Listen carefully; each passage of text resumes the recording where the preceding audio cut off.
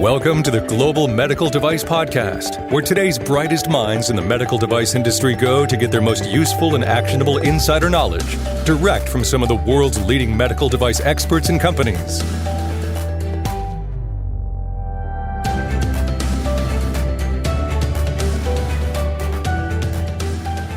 Hello and welcome to a special episode of the Global Medical Device Podcast. It's special because, I want to sort of recap the year 2018, talk about some things that have happened, but also start to think about some of the things that I expect are going to happen in 2019. And yeah, folks, it's just going to be me today.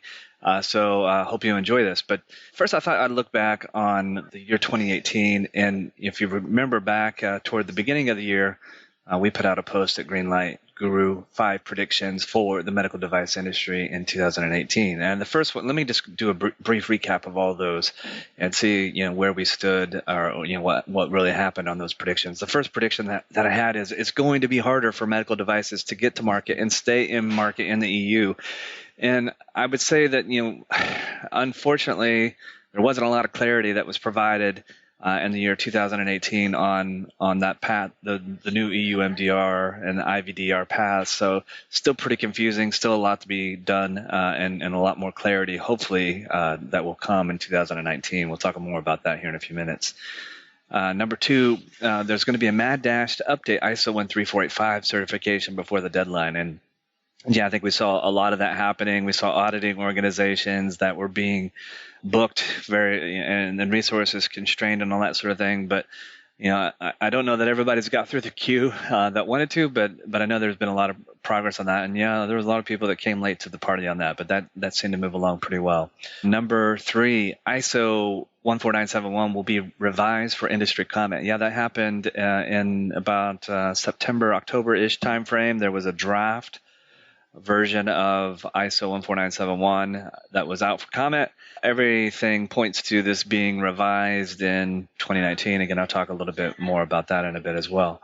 But, the good news from what I saw in that draft standard, a lot of commonality from the existing version, some subtle changes, some things that will be a little bit more specific, but by and large, I believe it's going to be for the most part, stay the course with risk management. We still have a lot of work to do on that as an industry anyway. 2018 prediction number 4 was Health Canada will back off on MDSAP deadline. I really thought that was going to happen because of the constraints that this would provide for a lot of companies. Now, bigger companies, the MDSAP criteria didn't seem to be a real constraint. Smaller companies, I've heard a lot of anecdotes from small and mid-sized companies that this is a challenging thing for them to consider. And Health Canada has pretty much stuck to their guns on this. They didn't really back down. And the 5th prediction for 2018 was medical device companies shift from compliance-focused to quality-focused. There's been some movement there. I still think we have a long, long way to go. Case for Quality program is a good example, but we're still at the very, very cusp of this shift because frankly, folks, a compliance-focused approach has been sort of ingrained into us as medical device professionals for a long, long time. So we're trying to shift that. I know FDA is very, very proactive on that. But anyway, those were the predictions for 2018. And before I transition to talk about some of the predictions for 2019, just want to remind you all that, Greenlight Guru, we're the only EQMS software solution that's designed for the medical device industry, specifically and exclusively for the medical device industry. And it's been designed by medical device professionals. So people that are going through and dealing with the same challenges and issues that you're faced with as medical device professionals, those are the people that have designed the Greenlight Guru platform. So if you want to see something that's refreshing, improve your quality as a medical device professional, help you shift from being compliance focused to quality focused, I would encourage you to go to www.greenlight.guru to learn more. All right, so let's get on to the 6 predictions that I have for the medical device industry in 2019. And there is a blog post that goes into some more detail about this, but let's just say the last half of 2018 has been pretty exciting. A lot of news on the regulatory front, and I'll talk a lot about this as we go through these predictions. The first prediction is that wearable medical devices will become more common. And this happened earlier this year, where we saw Apple was granted 2 different de novos for the Apple Watch for EKG monitoring. I think we're going to see this is the beginning of a trend, I think. And I would say kind of add a twist on the wearable devices becoming more common. I think the other thing that we're going to see are the influx of a lot of traditionally non-medical device companies, consumer good companies, start to enter the medical device market. Certainly Apple being one. There are others like Fitbit is one that often comes to mind, especially when you start talking about Apple Watch and things like that.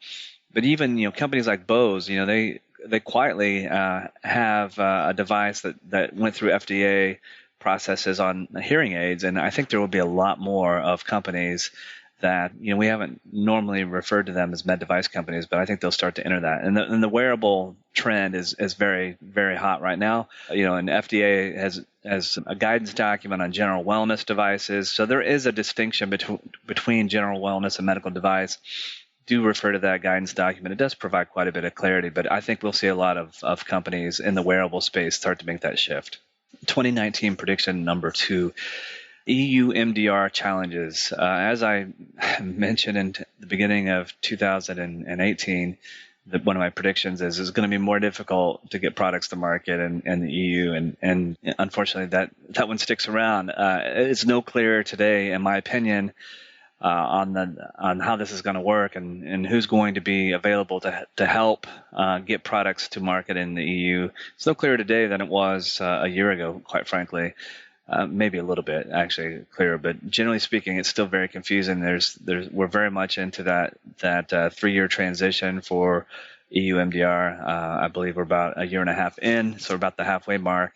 IVDR has a little bit longer, but still, there's a lot of work that's going to be done. And the interesting thing for me is in my career, 20 plus year career in the med device industry, I've seen sort of this flip flop. It used to be largely perceived that going to market in the EU would be quicker and easier, not 100% across the board, but there are definitely certain device categories and segments where it would be a lot easier to get clearance in the EU versus like FDA. And I'll talk more about this here in a moment, but we're seeing basically that flip-flop. FDA is being a lot more progressive on some of the programs, some of the ways to get to market. And like I said, I'll talk about that here in a moment. But EU is going to be probably one of the most, if not the most challenging markets for med device companies, certainly in 2019, unless something dramatically changes. Prediction number 3, yes, we will see an ISO 14971 revision. I don't know the exact time frame. My gut tells me it's probably going to be sometime in around mid-year. Don't know that for certain, but we should expect to see a new revision. So be on the lookout for that. The next prediction: FDA QSR harmonizing with ISO 13485 2016. If this is some of that news that we've been hearing from the FDA this year. FDA announced several times. I actually just saw something just a couple of days ago about their interest in moving away from 21 CFR Part 820, the QSRs, in favor of ISO 13485. And I know there are a lot of people out there like, this probably isn't really going to happen, but I believe it will for a lot of reasons, not the least of which are the efforts that FDA has put into MDSAP, Case for Quality, and a lot of the other initiatives. I think this is going to happen much faster than most people might think. So I would expect in 2019 we'll start to see that transition plan be somewhat defined and that transition period somewhat articulated as well. But folks, do start to prepare yourselves for this. I truly do believe this is coming.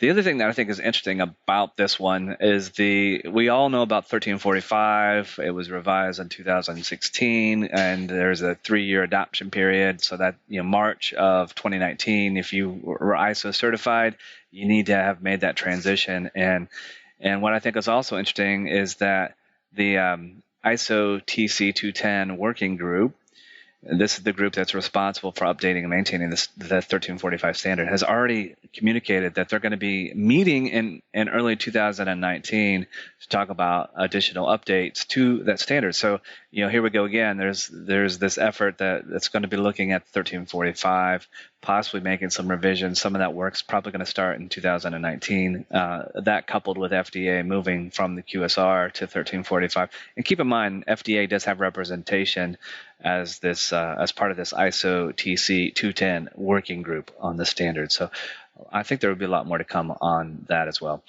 2019 prediction number 5, FDA's case for quality is going to continue and it's going to gain momentum.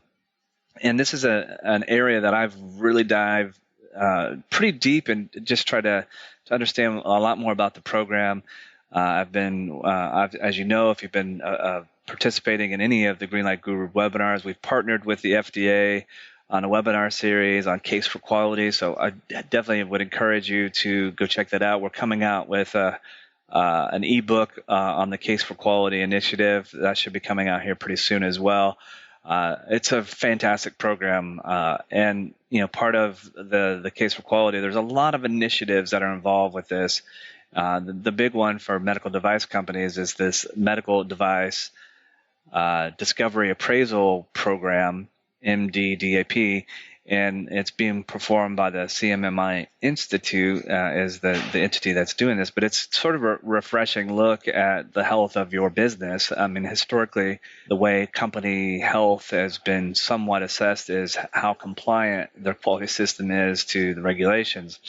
I'm not saying that compliance goes away completely, but that's not necessarily the best way to measure the health of a business. So the CMMI appraisal process, it's well established. It's been in process or in place now for over 20 years. Been used in a lot of different industries. It's newer to the medical device industry, but I see the MDSAP initiative being a really refreshing way for companies to assess and improve true quality within their organization. So do check that out. But there's a lot of other initiatives that are part of the case for quality. We've been working, like I said, very closely with FDA. We're working very closely with CMMI Institute.